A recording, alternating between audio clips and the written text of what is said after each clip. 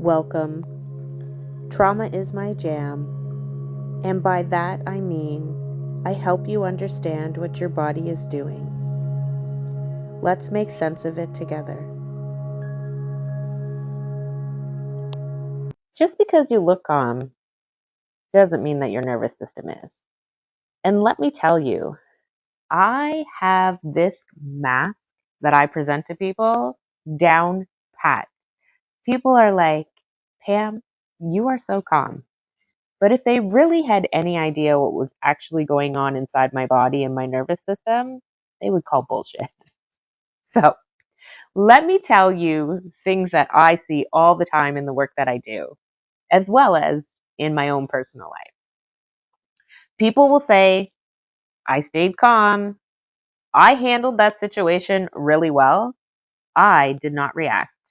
I am one of those people. I walk away from situations all the time and I'm like, pat myself on the back because I stayed calm in that situation. But here's the thing, when we break it down, it's not always regulation. A lot of the time, it's suppression. Your brain and your body are doing two completely different things in each of those states. Let's walk through what's actually happening underneath the surface. Your brain is constantly running on a loop. Threat detection, alarm activation, response selection, and this happens automatically, like within seconds. And mostly it happens outside of our awareness. Here's what's going on. Your brain is constantly scanning your environment, asking, is this safe or is it not? And here's the key. It's not just scanning for physical danger. It is scanning for emotional and social threat too. Rejection, conflict, being judged, feeling dismissed, being misunderstood. All of this can register as a threat to the brain. And when your brain perceives the threat, it sounds the alarm system through your amygdala. Stress hormones then get released, and the body shifts into survival mode, and your system prepares to protect you at all costs. Now, what happens next is the response selection. Your nervous system then chooses a response that best suits its situation. Fight, flight, freeze, or fawn. And listen, this is not happening consciously. It happens automatically at the snap of a finger. And once it decides what response to have, that's when your body acts. It might look like shutting down. It might look like people pleasing, over explaining, staying quiet, pushing through and holding it together, being strong. And none of that is regulation. Now, here's where the difference comes in. Suppression happens after the alarm is already activated. So, perceived threat, activation, shutdown. That's suppression. Your system is triggered, but instead of processing it, it overrides it. You tell yourself, I'm fine, I'm not going to react, I'll just get through this. So your brain stays in threat and your body stays activated, but your behavior looks controlled. Now, regulation, on the other hand, does not ignore the alarm. It works with it. It says, okay, something in me is activating right now. Can I stay present without escalating this? And your brain begins to downshift. Your body starts to settle, and you stay connected to yourself while the situation is happening. Now, suppression is your alarm on, but you're forcing stillness. Regulation is your alarm is acknowledged and your system is supported to settle. Now, let's look at this from a real life example. You're at work, and there's that coworker who has very strong opinions and is very loud about them. They push their beliefs, they challenge others, and it feels kind of intense. Your body picks up on this immediately. Now, what your brain does in that situation is your brain scans. Is this safe? Is it safe for me to engage in dialogue with this person around this topic? Am I about to be judged, challenged, or pulled into conflict? And your amygdala flags this as a potential threat. So your amygdala is the alarm system and it goes off and your body tightens. Your heart rate shifts and your thoughts start scanning for what to do. Now, let's look at what a suppressive response would look like. You sit there, you nod, you stay quiet. If you're like me, you tell yourself, don't engage. They're not worth the energy. Don't engage. And on the outside, you look calm, composed, and regulated. But internally, your jaw might be tight. Your stomach may be tense. Your mind might be racing. You're counting the seconds until this is over. That is suppression. The alarm is still on. You just push down your response. Now, same scenario, a regulation response. Now, regulation does not mean that you love the situation. It means that you stay connected to yourself while you're in it. So you might notice your breath. You might ground yourself into the body by feeling your feet flat on the ground or cupping your hands together or relaxing your shoulders slightly. That's my go-to because that's where I start to feel a tension. It just starts to go like this. So my regulation response is relax your shoulders, come back to your body. Then you start having that acknowledgement internally where you're still in your body and you acknowledge, I'm feeling activated right now. That is a regulated response. You may still choose to not engage, but you made a conscious choice. The difference is you're aware of your internal state.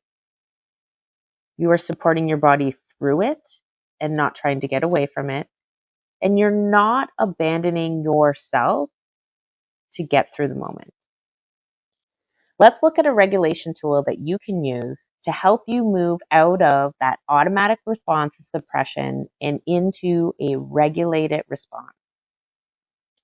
Now, the next time you notice yourself activated, that coworker corners you in the break room. Instead of going to that immediate response of how do I shut this off? How do I get out of this situation?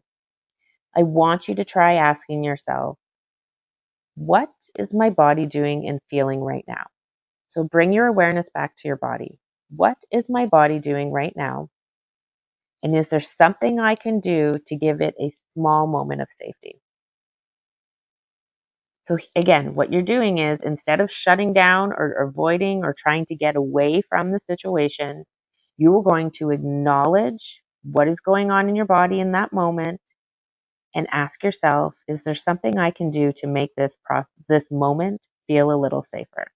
All right, and let's look at a couple examples that you can do to give yourself in that moment a little bit of safety. Because again, safety and grounding can be done very discreetly and very quickly. So one of the ways that you can give yourself a moment of safety is to focus for a second on your breath and make sure that your exhale is just slightly longer than your inhale. That activates the parasympathetic nervous system in your body and tells your body you are safe. You can do a quick body scan and notice, am I holding any tension anywhere?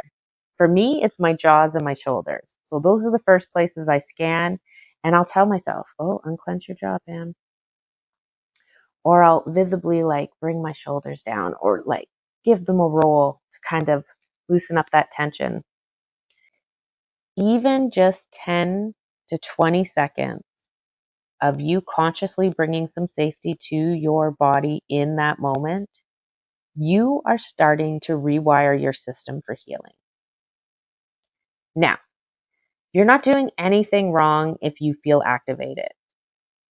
Okay? That's part of human life. We have always needed that activation of the alarm system in order to keep our species going for as long as we have, because we need to be aware of threat. We need to be able to analyze, and we need to be able to move quickly when we are in threat. But for those of us that have experienced trauma, especially chronic especially chronic trauma, your alarm system is going off all the time. So we need to start being able to acknowledge it, make space for it, and move through it safely so we can analyze, is this actually a threat that I need to respond to in a way that feels healthy and right to me? So maybe that's deciding you're going to challenge a viewpoint for that coworker. Or maybe it's deciding it's not worth it. They're not going to have a engaged conversation with you, and you're just going to find a way to excuse yourself and walk away. Or maybe you're going to say something like, hey, I hear what you're saying, but I actually have a different point of view. And then walking away. The whole point of the regulation is to give you an opportunity to make an informed choice and not responding from a place of past trauma. The goal is not to never feel triggered, because I'm going to tell you, there are going to be numerous times where you are going to be triggered, no matter how much work you do. Okay? Healing has been my personal and professional journey and life's work for 2.5 decades. And I still can become very activated in the grocery store. But the difference is today that I can sit in that activation for a moment, and most times I can make an informed choice on the response I want to have, and not just responding from my past trauma experience, that automatic happening in the moment response. Because I've allowed just that little moment of acknowledging it and moving through it by staying present in my body. And that gives just enough time, by bringing that safety back into the body, to allow the prefrontal cortex, my logic center, to come back online and to help me make an informed decision and respond in the way that I want to respond. Period. I have spent many years having responses that were automatic. And when I walked away later on, I thought, I really wish I hadn't responded that way. But the more I learned to bring safety into my body, the more I learned to practice and acknowledge that activation is going to happen, and that I can be safe to move through that activation process and bring safety to my body. It gives me just enough time to pull on and bring my prefrontal cortex back online. And I, for the most part, can make informed response choices. And that's the goal. That is why I share this all with you, so that you can learn how to tap in to that for yourself and learn to start bringing safety into your own body. Because listen, there will be people that will come out of the woodwork that knew me 20 something years ago, maybe even 15 years ago. Hell, if I'm being honest, probably even 5 years ago after my brain injury, that will say they had a terrible experience with me because I had an automatic response due to my trauma. And I can be aggressive when that happens. I can be downright mean and malicious and rude. And when I think I'm in threat, trust me, my fight can come out just as fast as my flight. Now, again, most days, I now have a choice of how I regulate. But that's because of doing the work. The goal is to build a relationship with your nervous system where you don't have to shut down in order to feel safe. Now, if this resonated with you, this is the work I do. I help people understand their nervous system. I help them learn to process trauma safely. And I help them learn how to feel safe in their bodies again. I do this through trauma-informed counseling, Reiki and energy healing, and also trauma-informed education. If you want more content like this, I ask you to do all the things. Like this video, share it with somebody new to hear it, subscribe to the channel, because the more you understand what your body is doing, the less you'll feel like something is wrong with you.